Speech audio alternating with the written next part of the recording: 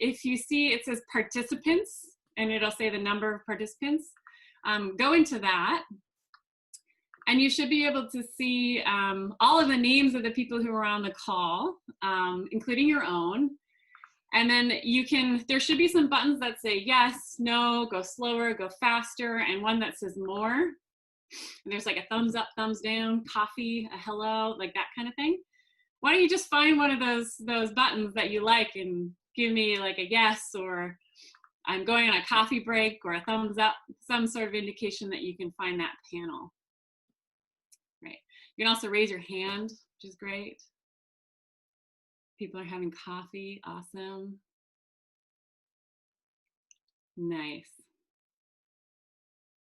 Good to see you all in there.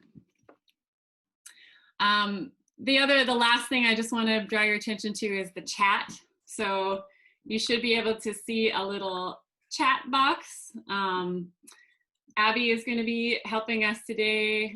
She'll be monitoring the chat a little bit and kind of answering questions as they come up. And if you have anything, any concerns, she's the gal to reach out to, and she'll be on the chat following that. You can also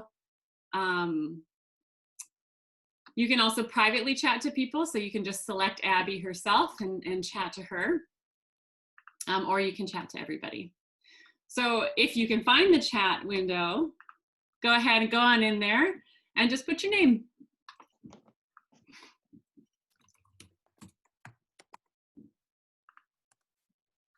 Great, great, great.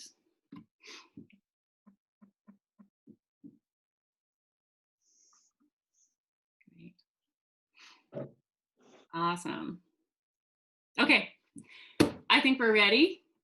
So we're gonna take 4 minutes just to like get to know each other, see who's on the room. I know that there's people from all over BC on the call, so we're gonna go into groups of 4, right, Abby?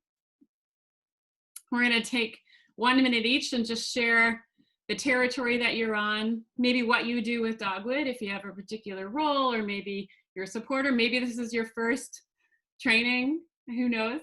And then the story of your name. So where does your name come from? What is the story of your name? Got it? See some thumbs up? Okay.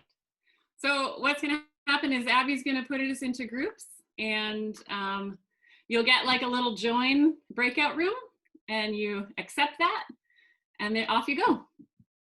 Welcome back. I should also say hello. My name is Celine. I work with Organizing for Change here in BC, which is a collaboration of a bunch of larger environmental and conservation groups in BC. Dogwood is one of them, and Dogwood is obviously near and dear to my heart, as I was the director of organizing there for a very long time and left in 2016. So it's a joy to be able to come back and see so many faces that I know, like Jane and Michael and Catherine and Merle. So nice to see you. So for those who are just joining us, we've just done a quick breakout and intro with each other, and we're gonna get into the meat of the session. I will share the slides with you after so you can see the agenda and how we go through things. I'll share my screen here and get going.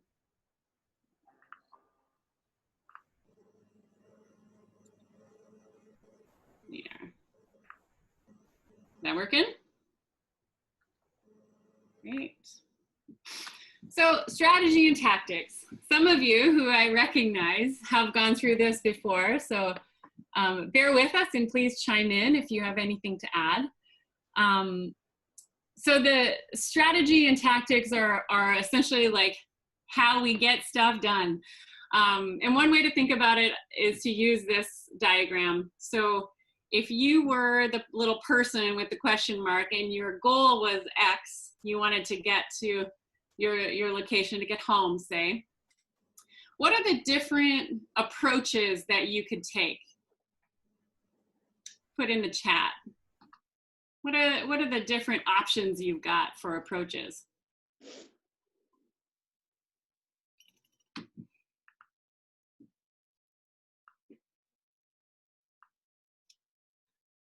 Glenn and Sandy say the stream. Great. Any other ones? What else?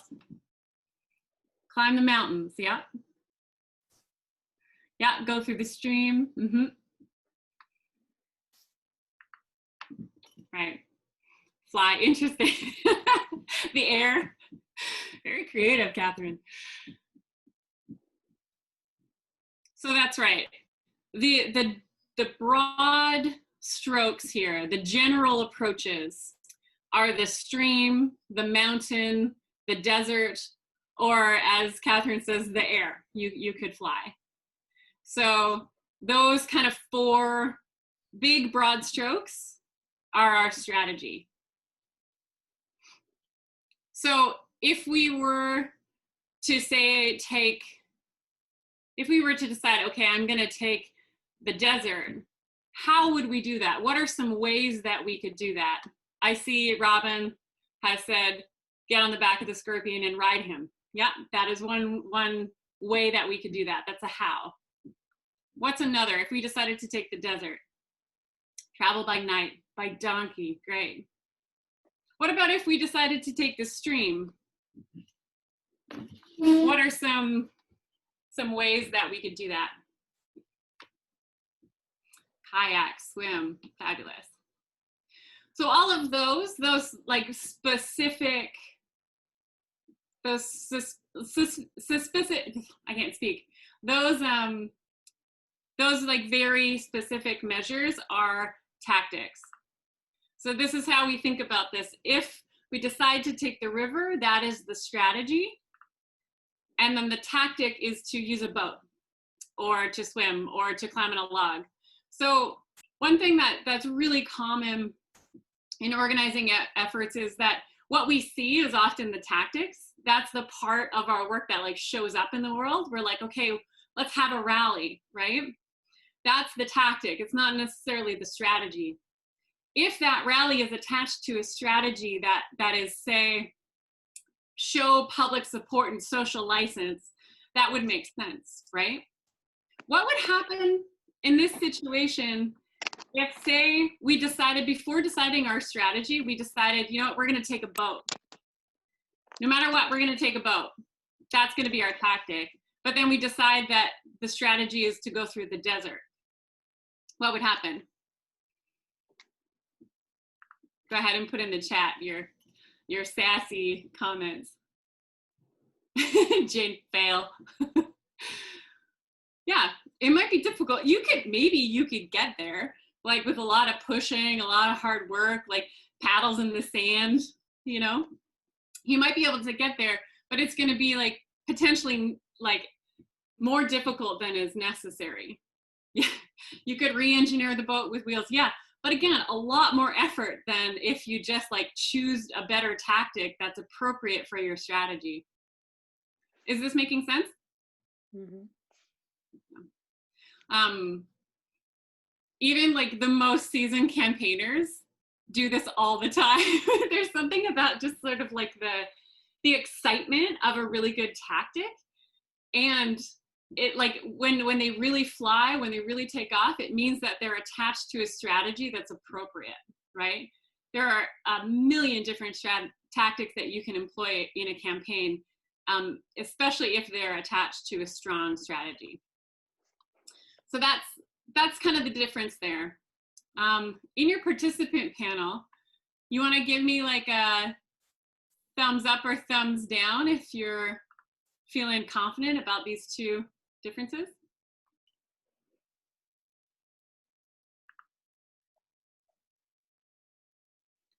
Generally pretty good.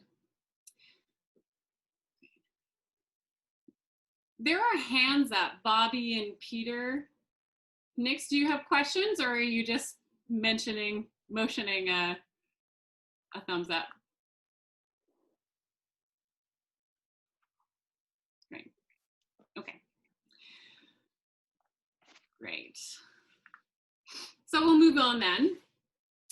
In this session, we're not going to spend a ton of time on strategy because Dave is going to be joining us to kind of walk us through where the Dogwood team has gotten with the local power campaign.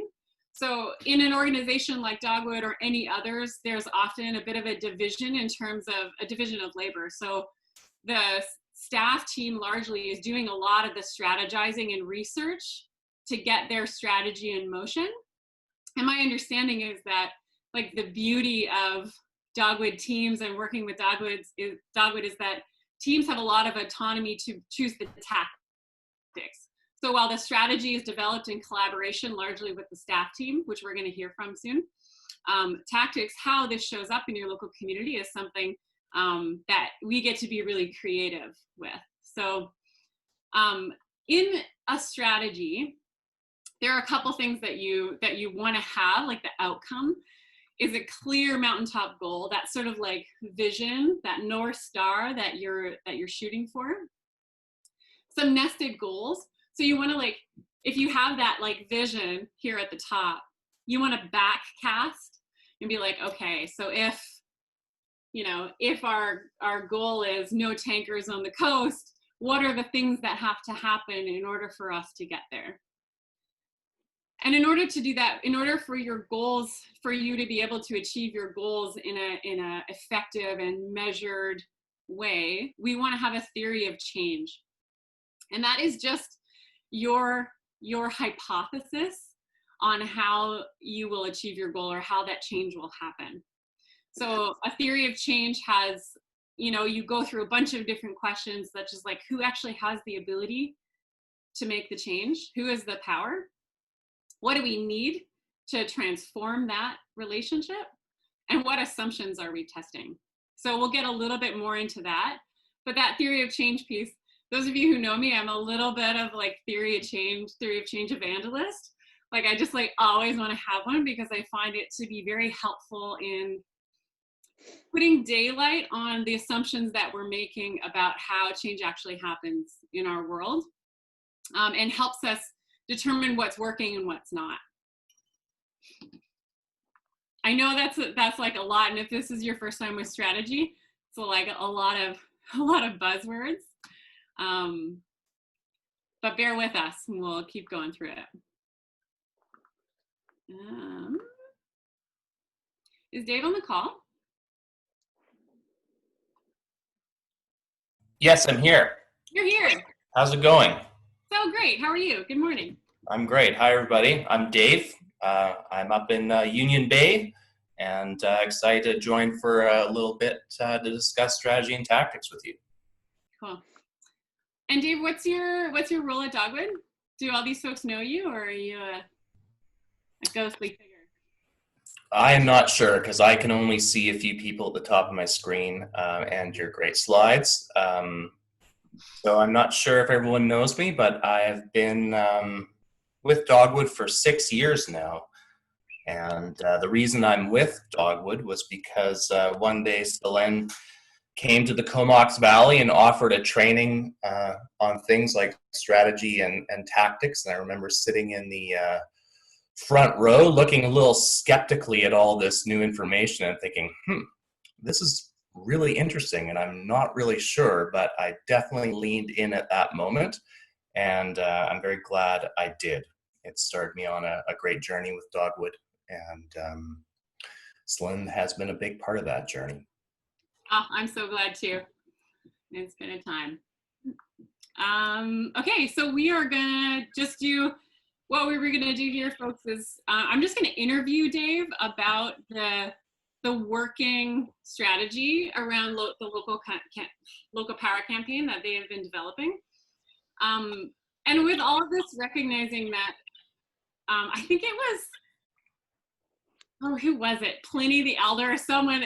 One of my favorite quotes is "Strategy never survives contact with the enemy," which really speaks to this idea that even though that's like, yes, I know it's a war metaphor, but it's just this idea that strategy is a verb. It's something that's ongoing because you're constantly testing what's working and what's not, and constantly trying things and then readjusting. You know, our lives are like this. Like, we're always adapting, and strategy is no different. It's definitely a practice. So, yeah, with that in mind, we'll go forward. I'm just going to bring up my notes so I know what to ask Dave. Okay, ready? Shoot. Good, shoot.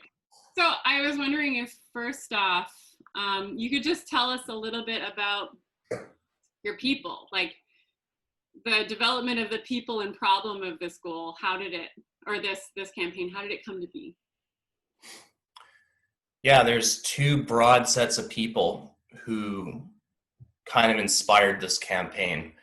The first set are the early adopters in the Cowichan Valley. Seems like it's this little hot spot of activity where people have actually learned and proven that you can live a decarbonized life. They're motivated for sure by their values. They recognize the danger that we're in our dependence on fossil fuels, and just acted their way into new thinking by proving there's a better way to do it. The second broad group of people are Indigenous communities across BC who have been thinking about a path forward that keeps their communities safe for the long haul. They've, of course, been on the front lines of extractivism and seen firsthand how it's impacted their local communities and their resources. So they're thinking about economic development in a different way. And renewable energy is a different way to think about economic development. It provides, a lot of the tangible benefits like income to a community without destroying the other elements that communities depend on, like clean air and fresh water and available food. So those were the two sets of folks who are the inspirations for our new local power campaign. Well, yeah, the Cowichan Valley is a hot spot for that. I'm up in Tassus, for those of you who don't know, and yeah, I am currently trying to get. They have like one of BC's first like biodiesel, like gas stations there. Did you know that? It's so cool. You can just go up and fill up your diesel vehicle with biodiesel, just like you do with gas. Anyways, David, I'm curious. So you kind of alluded to the problem a little bit. Can you just put a finer point on it? Like, how are people actually experiencing the problem? Is it a justice issue? Is it share a little bit more about that. Well, if I think about the community of Akam, this is a First Nations community that's part of the Ktunaxa Nation in Southeast BC. And I mean, this is a group of people who are at ground zero for BC's, quote unquote, clean electrical economy. So if you don't know where most of our power comes from in British Columbia, it's from the Columbia River system, where we have most of our reservoirs and dams. And it's a great system for most of us because it's clean electricity. So we're not breathing coal-powered plant air. And when we need it, it's there because we have these giant reservoirs. But what did that mean for the folks of Akam was that, the salmon stopped coming up when the first dams were built, and the elk stopped migrating when the reservoirs and the valleys were flooded. So these people have experienced a tremendously negative impact from what ostensibly was a great development project for British Columbia. And, so right now, power lines are strung across our community, exporting power off to, Alberta and beyond. And they're living in trailers, in some cases, trying to heat their home in minus 20 degrees centigrade weather during the winter, paying, really high energy costs on top of the huge socioeconomic and cultural costs that they've already paid. Yet they're not allowed to produce their own energy that could change their future. So they have this great proposal for a really big utility scale solar project, 26 megawatts. It would be far and away the biggest in BC. They live in the sunniest part of British Columbia that gets the most solar energy falling on it. They could be generating income for their people in a way that, doesn't block off the salmon or stop the elk migrating. But the government's saying no. So that's a really great example of people who are at the sharp end of this. And then more like other residents of BC, I have the sense too that, I mean, this is a really juicy issue. It feels like when you start talking about energy specifically and moving away, that almost like disrupting that fossil fuel extractive industry is kind of what you're talking about. And fundamentally, that sounds like a democratic issue, which affects all of us, right? That's kind of what I'm hearing. Yeah, absolutely. I mean, the control over our democracy and the control over our systems of energy kind of go hand in hand. Mm-hmm. And I think we all kind of get it right now. Like when the government makes decisions to approve pipeline projects, they're speaking to the people who have the most power, and the people who have the most power in our society are folks who can control energy. So, I mean, we're thinking about local power, we're thinking about giving control of energy back to people. And in the circumstance of a camp, like that's a big project. It's like a big pulse of energy that changes a community. But the same logic applies to everyday people. If you are powering your car with electrons from your roof, Mm-hmm. you're not sending money to Alberta-based or California-based oil and gas companies. You're changing the balance of power because you're literally generating the power for yourself that is now controlled by someone who doesn't even live in British Columbia. So it really, like, I'm hearing it really connects with climate change, with democracy, with Indigenous rights, and then really just this idea of the like status quo system. It's an interesting. Why don't we shift here to just, so if those are all the problems, that's how it's showing up. Like, what do you see as the goal here? I just put up the slide too early, sorry. Yeah, I mean, really, this campaign is centered mostly centered within in the climate framework, but of course, everything has other implications for democracy and justice. We aren't seeing governments decarbonize. We're seeing our emissions rising. So our goal is to shift the capacity to make change back to people. We want people to be able to be architects of decarbonization. And if we're seeing that people can control their energy systems, they're motivated, they're more strongly motivated to take climate action than government. When we talked yesterday, we talked about kind of like a bunch of different approaches that could be taken. And I love, this is really like a Dogwoody thing. It's like, we'll look at our goal and be like, okay, there are multiple approaches to reach this. Can you talk about a couple of the different, we kind of talked about how they were related to different constituencies. We were like, there's like a residential and like, there are a bunch of different approaches. Can you talk a little bit about that?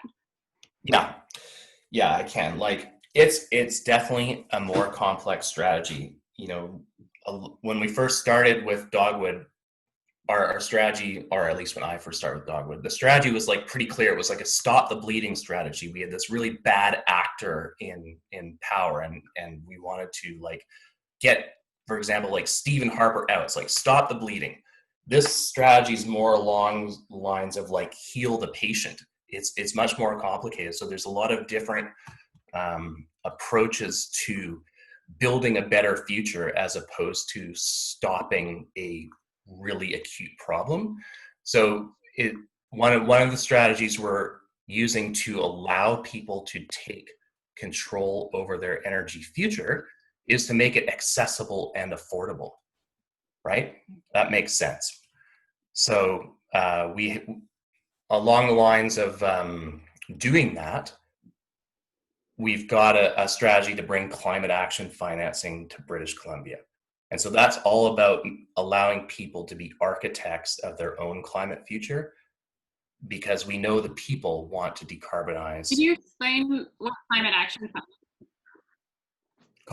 financing is? Yeah. You want me to explain that? Mm-hmm. Okay. Do you want me to use the car analogy? Yeah, sure. Okay. So for me, because I'm trying to get a new car right now, so yeah, I'm looking at car financing. Yeah, I mean, hopefully we're getting close to the tail end of the auto age. But how did the auto age start? It was back in the 20s, and the first cars were being rolled off the assembly line, and everyone knows the story of Ford, Henry Ford. He's this inventor, but he was also a idealistic Christian. And so his view on debt was that debt was not a good thing. So he wouldn't sell a car to anybody who couldn't pay for it up front. So unless you walked into the Ford dealership of the day with cash, you weren't driving out in a Model T.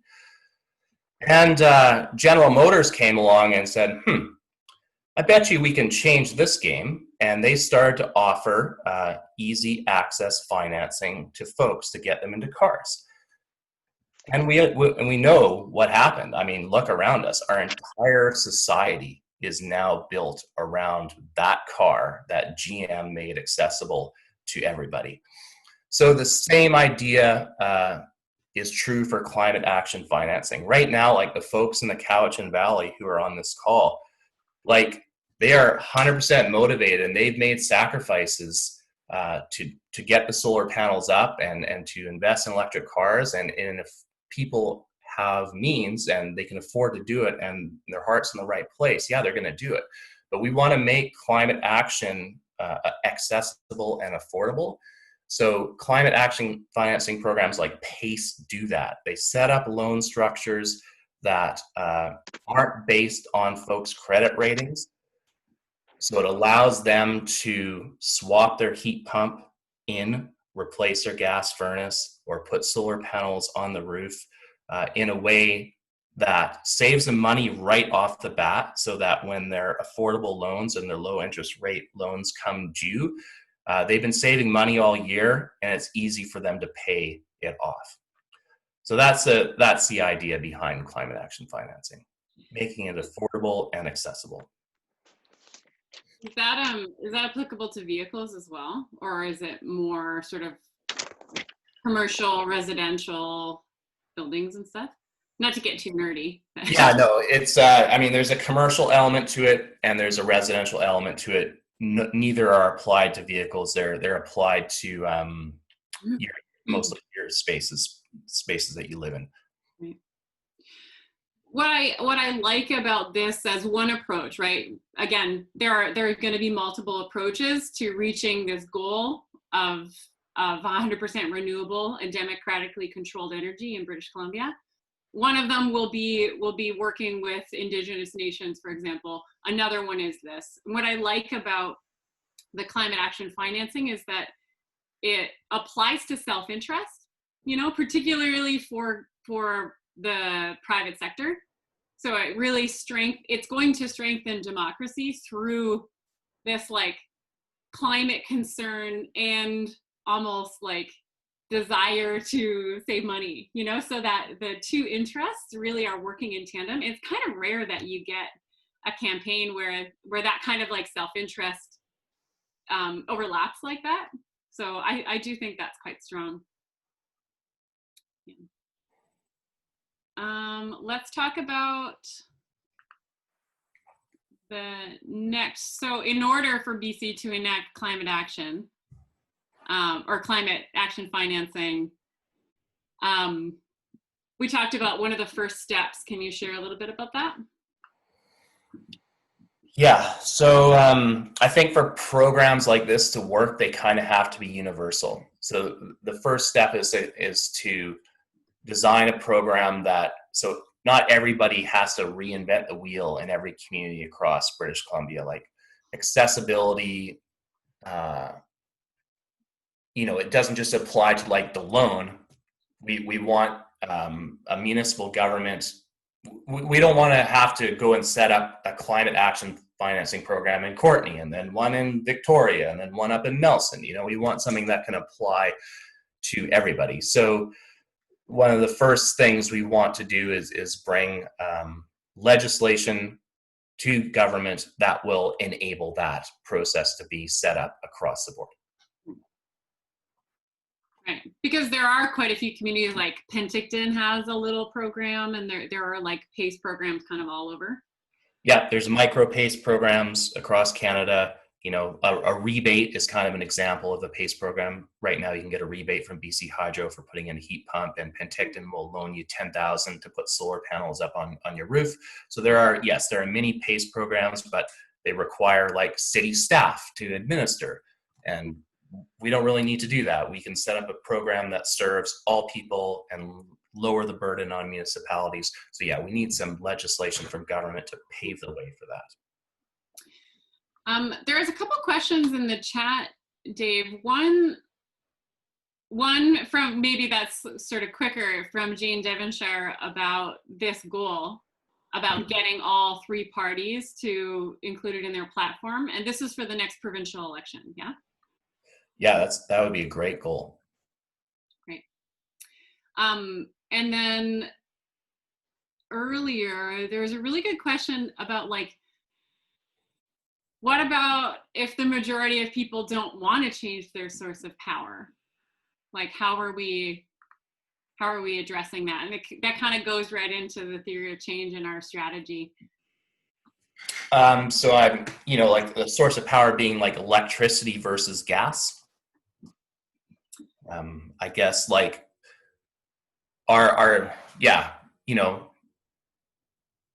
this is a tricky thing. So like we need to legislate at some point. We either need to legislate that we cannot use gasoline anymore, or we need to act our way into new thinking by putting people in charge and giving them the power to make the decision themselves.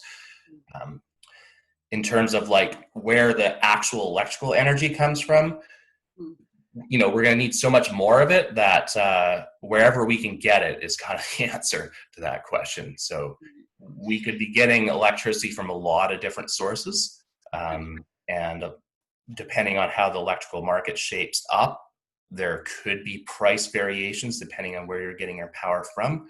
So that's kind of like a question about energy policy.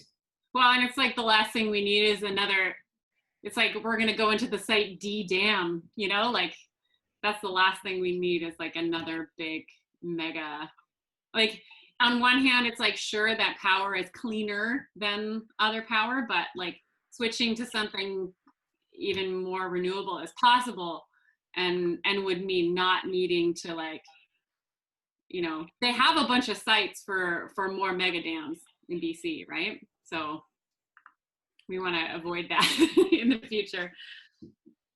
Okay, so let's so for the purposes of this session with you folks, Dave and I thought that focusing on this nested goal, this like near goal of having all the parties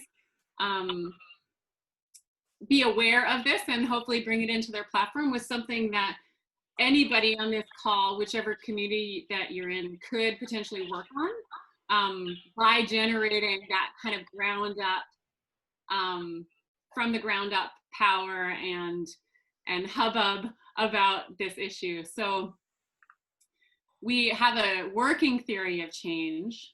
And a theory of change essentially is a way to simplify your strategy goal and the assumption that you're testing. So the kind of sentence that we put it in that I find really helpful looks like this. We'll say, if we blah do X strategy. Again, a strategy is approach, it's not a tactic. It's not like if we have a bunch of rallies, it's more like if we generate X number of voters, blah, blah, blah. Like it needs to be an approach. So if we strategy, then our goal, which we just talked about, because assumption. So this is this is our current working kind of long-winded theory of change, and I'll just I'll give you a second to read it. There are so many good questions in the chat that I think we'll get to in a moment.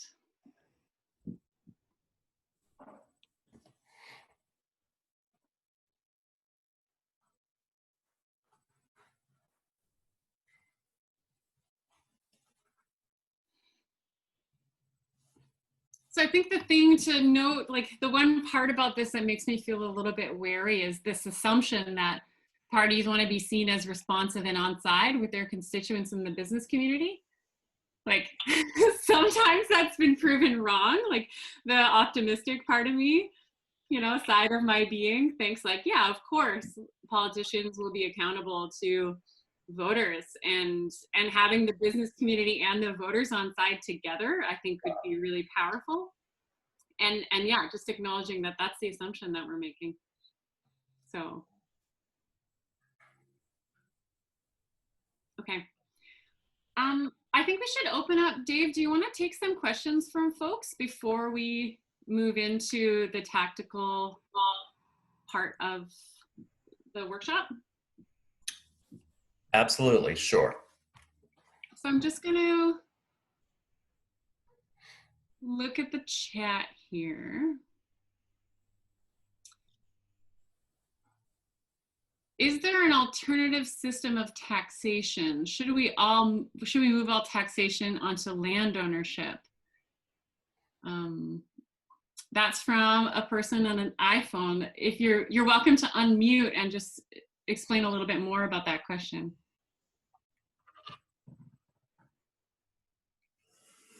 Or maybe it was to Robin, actually. I don't know if you can hear me. It was Amy and Shane. That was an idea that was put forward by Patrick Condon, and I think it's something based on what Vienna is doing. And that's about all I know. He's just arguing that all taxation should be put on land, and that would take care of the housing crisis and Yeah. a lot of tax evasion problems. Yeah. So I just feel like we need an alternative system to put forward if we're going to be deleting people from the grid. That's kind of a major source of taxation for us, isn't it? So on just your last point, all this local power stuff still envisions a functioning, centrally controlled grid. So it's all grid tied stuff by and large. What we're trying to imagine is less control by monopolies and returning more power to people. It doesn't mean there's not a role for government, because government is, that's the representation of us in our system. So do we still want us, as in our government, regulating the distribution of energy? I think we do. Do we want government making political decisions because of folks who have too much power over energy? Do we want that to continue? I don't think we do. So I think a big system change, like taxation change, is not the focus of local power. Like, you'd have to kind of wind this whole conversation back and ask what your mountaintop goal is. With local power, it's mostly about decarbonization and how can we get there quicker. A broader social change around taxation, we'd be starting to look at a different campaign with a different mountaintop goal, and definitely like rewinding the clock on what strategies and tactics would work best towards that goal. Hope that answers the question. There's a good question here about what policy roadblocks exist to local power, and I would boost it by asking specifically for climate action finance, for example. What are the roadblocks? Yeah, so I mean, the big roadblock for climate action financing is there is no policy that allows for it to happen right now. So right now, every little municipality or community or even, federal or provincial government, there's just no consistent policy there that allows for it to take shape. In terms of like other policy roadblocks, right now, British Columbia Hydro, they won't buy any power from anybody, any new power. So yeah, there's huge policy roadblocks right now. Okay.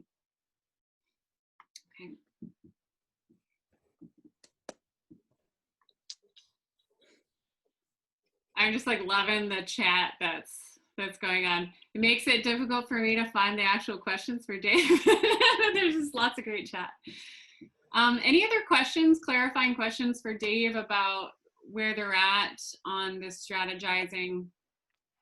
The two pieces that we really need to go forward in this session to noon are just a good understanding of the goal of this first nested goal, and then a good understanding of our theory of change, because we'll be using those, to develop our tactics together.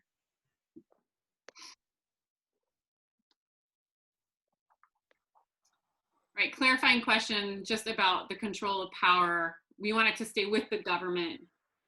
So it's not self-sufficiency, but it's like more control. Is that right? Yeah, I think of it this way: like the distribution of energy, that should be like a democratic function. Like we don't really want to give someone the right to generate their own power, but then like say, no, I'm only using it for myself. So transmission lines and grid systems, those are great things to be democratically controlled by a government that we all create together. The question about like generating your own power, that's what that does is take the power away from the folks who control energy right now in BC. This is a really important statistic. 77% of the energy we use in BC is from fossil fuels. So most of the energy we use in British Columbia comes from like getting around the province and heating the places we live in. Like that's where most of our energy is used. And most of that comes from fossil fuels. Most heat is natural gas. Most cars are combustion engines.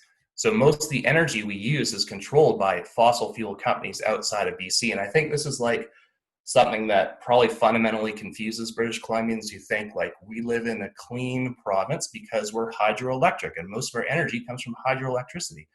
Well, most of our electricity comes from hydroelectricity, but most of our energy comes from oil and gas. So when we're looking at like climate action financing, one of the strategies that we could take out into our community is just like we can educate our community about the reality of energy in BC. Like we are producing double the world's average of emissions right here in BC. We're so far from clean, but there's that perception out there. So, a great strategy to help the goal of getting climate action financing legislation would be like to educate people about what the reality is on the ground. Yeah, it's funny. It's one of those issues where, and we face this with the Enbridge and Kinder Morgan campaigns as well, is there's this tendency to get really nerdy and wonky right away. Like with energy, like looking at BC Hydro and trying to find like where does all the energy come from and like how it all works is like not a simple process. And so we have to do this work of translating the reality so that it's accessible for people to understand and actually see what's going on.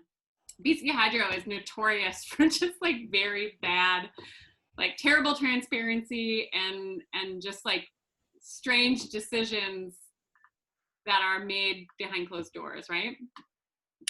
Yeah, I mean, we'll never meet a goal of climate action financing. Like we'll never be able to bring that to BC if people think that we live in a province that is just full of abundant, clean energy, Yeah. and that we have a clean energy driven society that doesn't produce emissions. Okay. So we're about to go into we're going to take a 5-minute break, get up and stretch and get some water and take a little bio break, and then come back, and then we are going to take this information that Dave has given us and start thinking about how this can show up in our local communities, in Vic West, in Victoria, in Surrey, in all the places where you're calling in from, what it looks like to do in our local communities.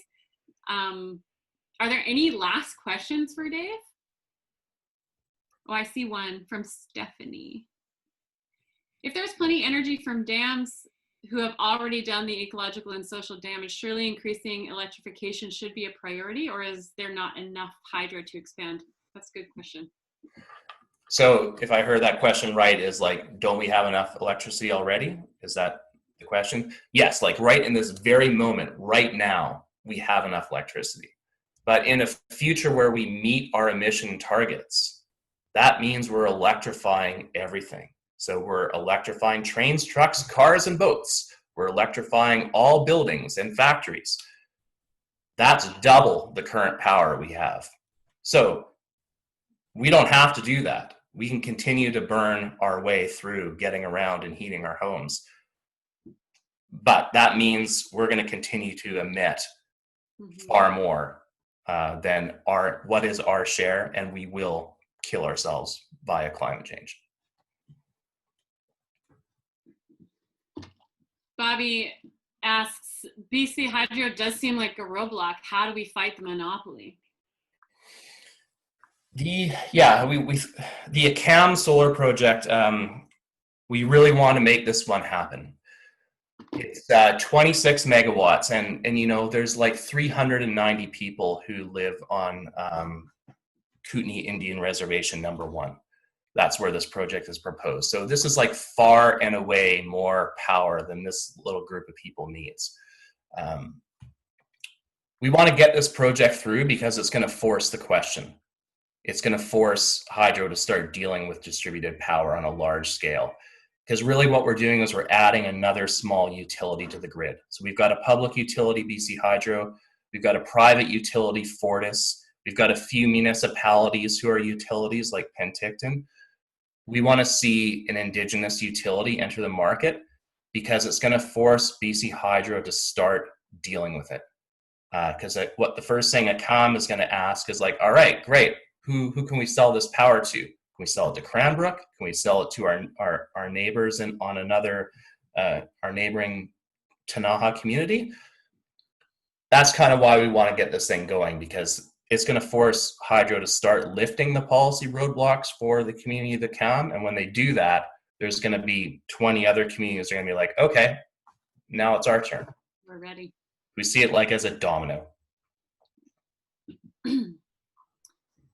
Michael Hale wants to know if you can just put the name of that community in the chat so we can get the spelling right. You bet. All right, I think we're gonna wrap it up and go into a quick break. Again, just like get refreshed, have a drink, do a stretch, all that kind of stuff. And while you're doing that, Penny has asked me to go back a couple slides to the theory of change, just for review, which I'm happy to do. So that'll just be up. And I'll see you back at 11:07, where we'll dig into tactics together. Looking forward to it. All right, folks, welcome back. Just to give you a sense of where we're at, we've done some intros, some welcomes. We've talked about strategies and tactics, kind of a review. We've taken that and dug into the Dogwood's local power campaign with Dave, taking a break.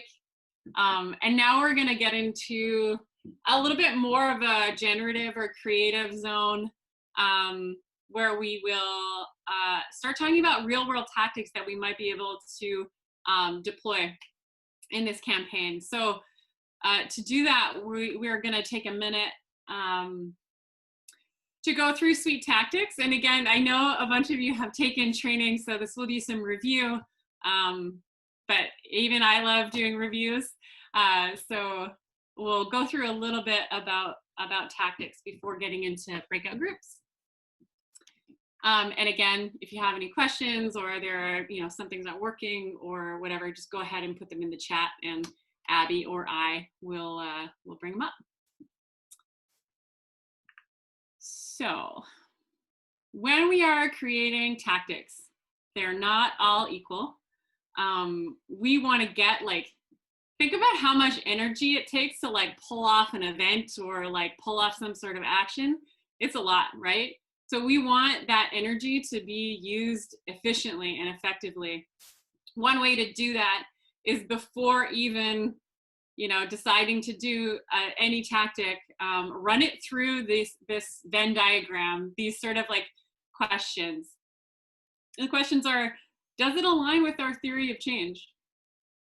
So you want to make sure that it's moving you towards your goal, that it's employing the strategy that you've decided on employing, it's taking the approach that you've collectively decided on, and does it develop leaders? So that means is it helping your team, the people in your group, learn? Is it helping them expand their skills? Are they gaining knowledge or experience, or just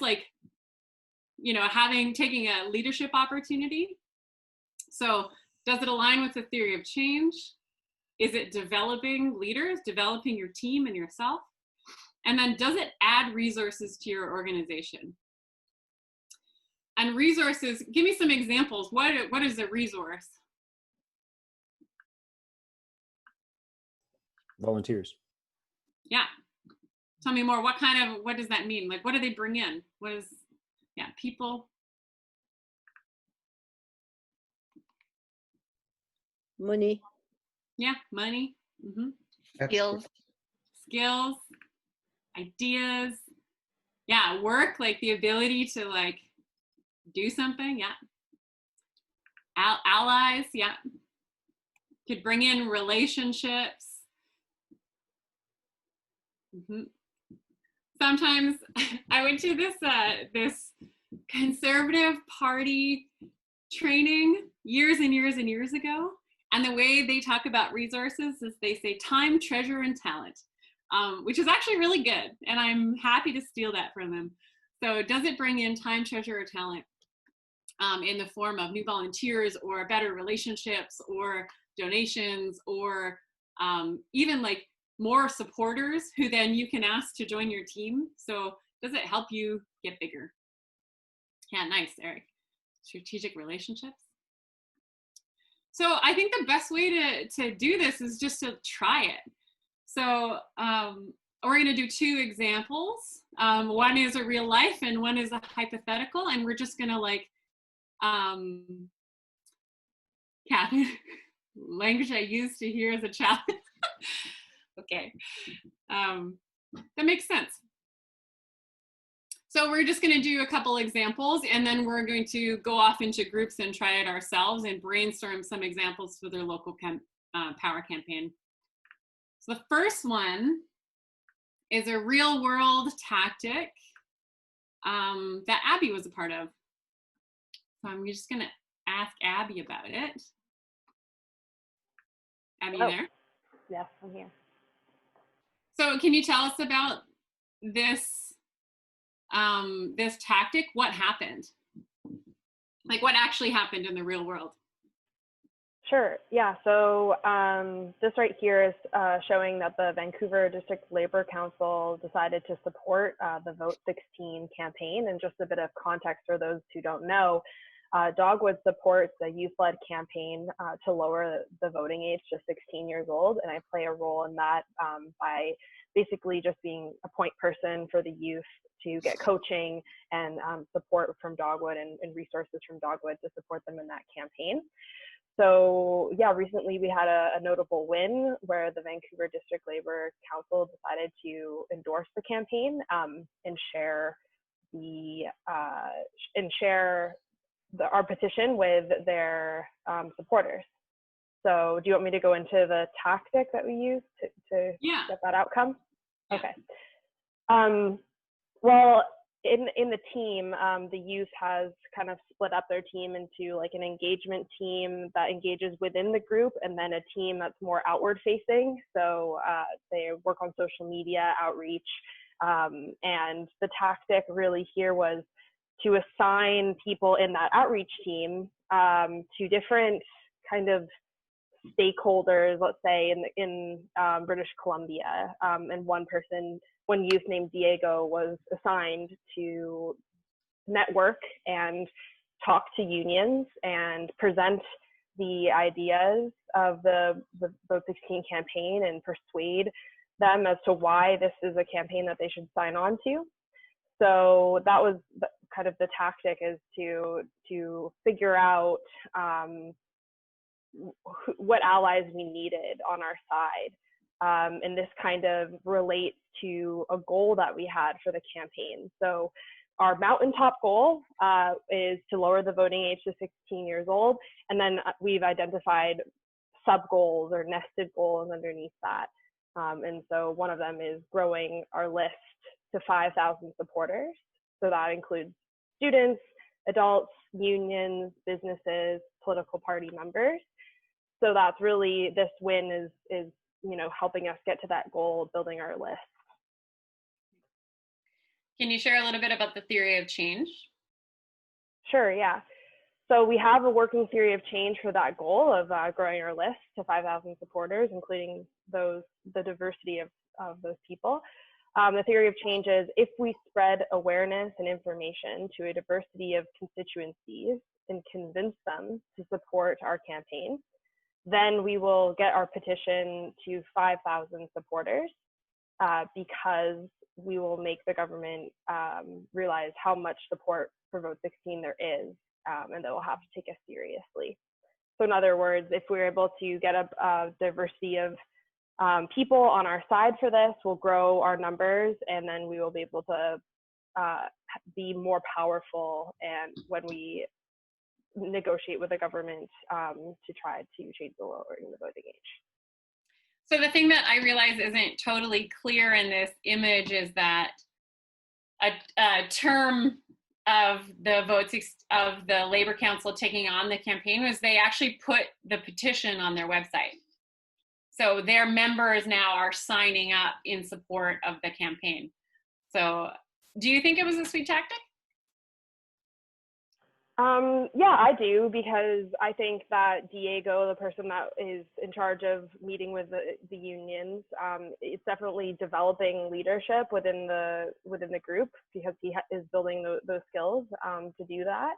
And it's also building, we're getting resources by, another organization has a whole nother reach that they can share the petition and have more and more people sign on to it.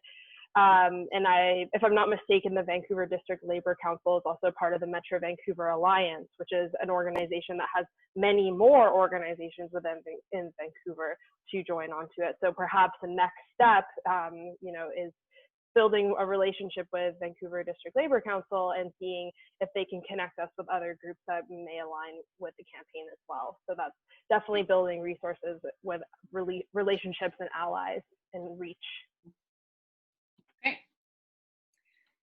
Thanks, Abby. Mm-hmm. Yeah, I think that's a good example of like a humble but sweet tactic. Like it's not flashy, but it's like it's getting the job done, and I really admire that, and yeah, I love it. The next one is a hypothetical tactic, one that we haven't tried yet on the local power campaign. So I just want to go through this with you and see how it lines up. So Dave and I were brainstorming tactics the other day, and we thought one tactic could be to organize and host virtual town halls for your community, where people can learn about existing or new opportunities for PACE initiatives, these like local climate action financing initiatives in your community. So if you already have one, then you learn about it. And if you don't, then you can like start talking about how to get one. Maybe you could invite the mayor and council and the local business chamber of commerce.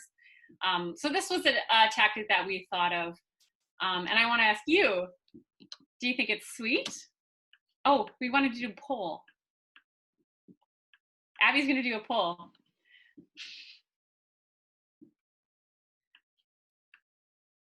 Sorry, Abby, I should have given you more warning. Yeah. Is this tactic sweet? You should have a pop-up that is asking you the question.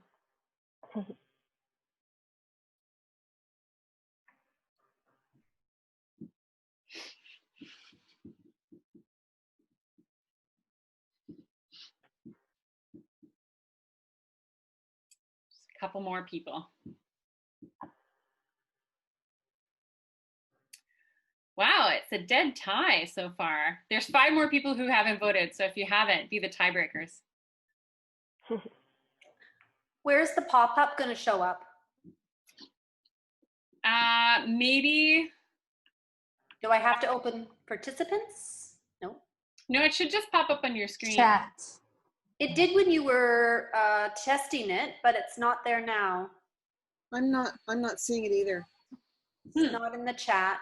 Maybe minimize the screen share and see if it popped up behind your window, you know? I don't have it maximized. Well, don't worry about it. Penny, what do you think? What would you say? What's the question? Yes, no, maybe, not sure? I'll say not sure. Not sure. Catherine, how about you? I don't remember what the question was. Do you think the idea of a virtual town hall for your community to learn about new or existing climate action financing initiatives would be a sweet tactic or not, or maybe it could be, or not sure? I'd say not sure. Not sure. Okay, so the poll is closed. There was one person brought us over the line to say yes, it was a sweet tactic. And then there's a tie between maybe and not sure. So someone who said yes, tell us about it. Just go ahead and unmute and tell us why you think it's a sweet tactic.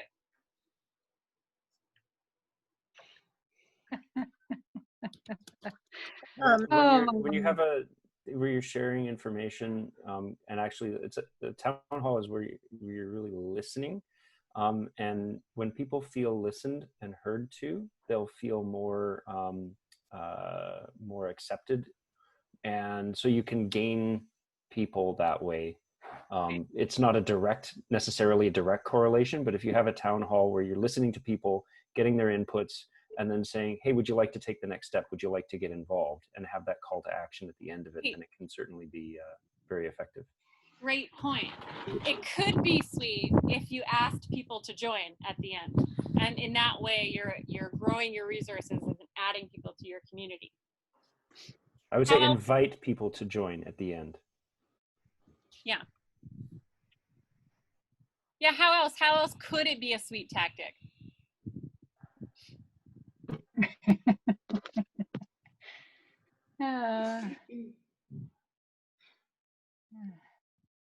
Elizabeth had her hand up. Would you like to speak? Yeah. I don't know. Can you hear me? Yes. Oh, good. Okay. For me, it's a perfect first starter because you have all the people. It's non-confrontational. It's very unassuming. You're giving them something to think about, to either get involved with. You can put your points forward. They'll come. They have an opportunity without face-to-face. It's non-emotional to give you why it's a good, a bad, a ugly idea. And then it is an open door. And they see that you are not out to get them, but to approach them about an idea that you believe is going to work. And that's the best part. And also, it's collaborative. You're working with many different kinds of people, and you don't know them all. And then you get to understand their perspectives, and that helps you to brainstorm and meet the arguments and so forth. It's a really good idea to start. Agreed. And because you won't get that many at the beginning, you won't maybe get all the people, but you'll get people that are sent there. And then like the webinar, this whole webinar thing, is really good because people can give their opinions or whatever. And I have learned so much that I wouldn't have learned if I hadn't have tuned in today. So Right. yeah, it's really good. Yeah, and there are ways that it could be sweeter, like it could develop leaders, you know, like maybe you have, you bring in more people to help you run it, you know, and they learn skills, or like they're doing the tech for Zoom, or they're, you know, like there are ways that you can really make it to be a learning opportunity and a skill development and experience getting exercise for your team along the way. Someone else had their hand up, I thought. Oh, it was me, Celine. I was thinking it's also very informational. A lot of people may not know about this thing. So if we have a town hall meeting, people might just drop in out of it and say, "Oh my God, here's an opportunity to do something." You know? That's very optimistic, and I'm just noticing that like Jane made a really good point. Not Jane Devasire, different Jane. Unfortunately, many people are not drawn to discussions of fiscal policy, so we need some very engaging framing, and like I cannot agree more. Like we'll definitely have to, you know, bring out our communication stops there. How about a dance party on fiscal policy? Dance party for climate action. Fiscal policy, yeah. Still pretty nerdy. Still pretty nerdy. Jane, you were gonna mention something? Oh, you already answered it. I was going to talk about being a sweet tactic because you were developing leadership, you know, getting people to do outreach to the community and setting up and facilitating all that. How could it not be a sweet tactic? Like, say we were like, okay, we're gonna have a town hall in Campbell River, a virtual town hall. How would it not be sweet? Like, what would happen if in our debrief we're like, oof, we didn't actually, it's not aligning with their theory of change. We didn't add resources and nobody learned anything. Like, what would that look like?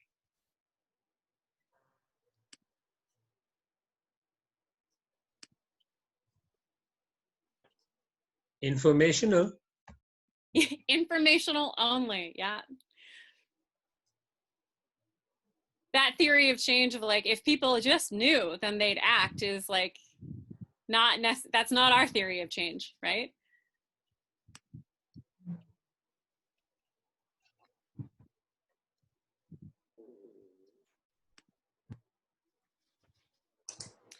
One thing that I would say is like, if you're in a town hall like that and you don't get to meet anybody.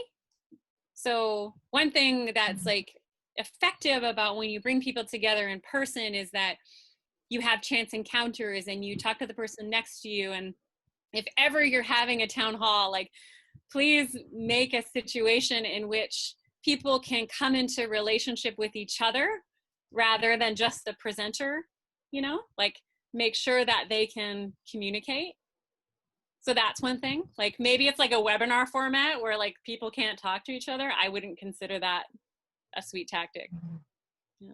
And if it was a virtual town hall, if you didn't use breakouts like we've done today, so that you can get into smaller groups and have those chance encounters. Yeah. Oh, you muted, but I think we got, yeah. Okay. You want to break out into small groups and get to know each other and like, you know, connect actually. Yeah. Okay. So speaking of, let's move on to the last activity. So we are going to break into groups. We're going to try a really cool thing called a Jamboard. So I'll just show you what it's going to look like. So in a minute, we're going to go into breakouts, and then, or beforehand, we'll send you a link. Maybe Abby, can you put the link in the chat so everybody has it? Sure. That link will take you to this page. It's called a Jamboard, so Dogwood Essential Tactics Jamboard. And what I want to draw your attention to is this frame here at the top. We have a bunch of different groups.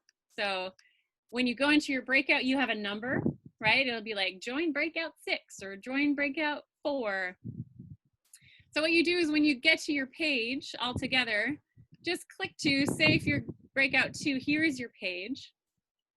You've got the activity directions right here.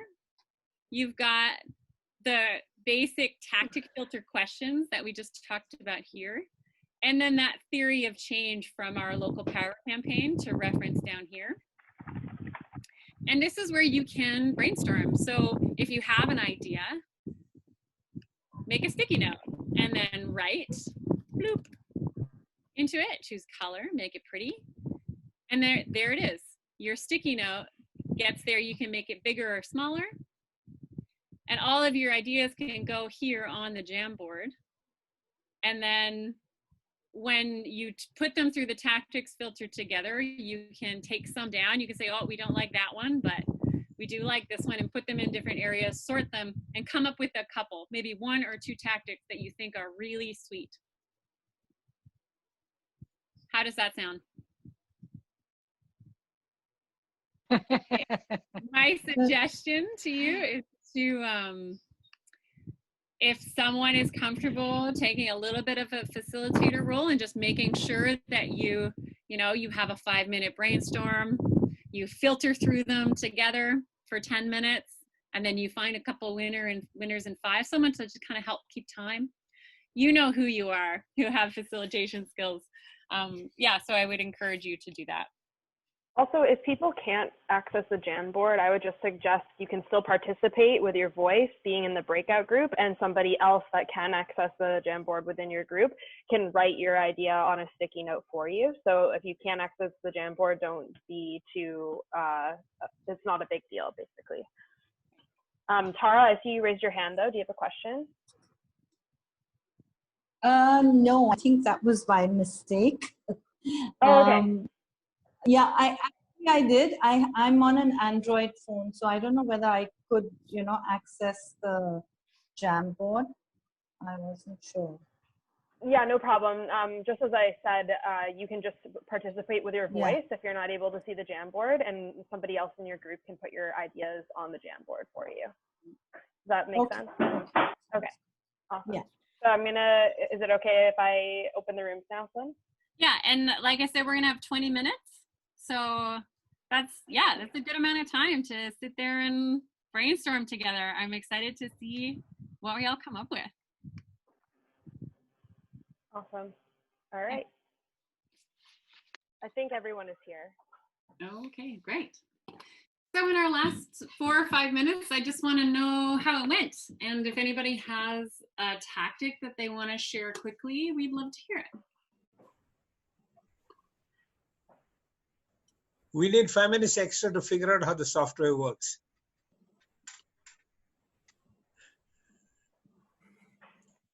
Well, I can report back for group 3 when we finally figured out how to use our own board.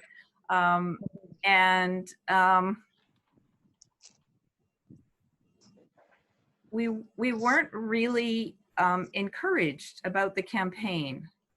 And so it was hard to find a sweet tactic or a place to start.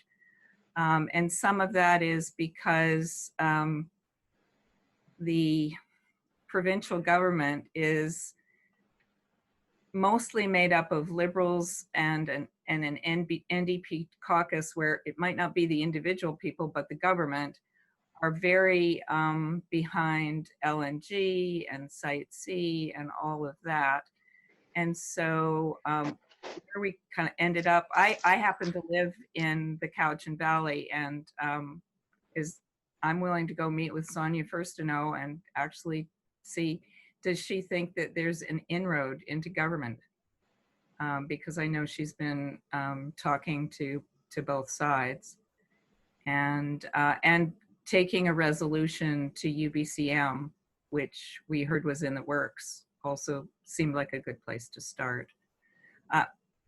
Can I also just say that we've really shifted our tactics in the Cowichan Valley since they took away the supports for solar and feeding back into the grid and all of that, and are focusing locally on land use and buildings and things that we have some impact on locally.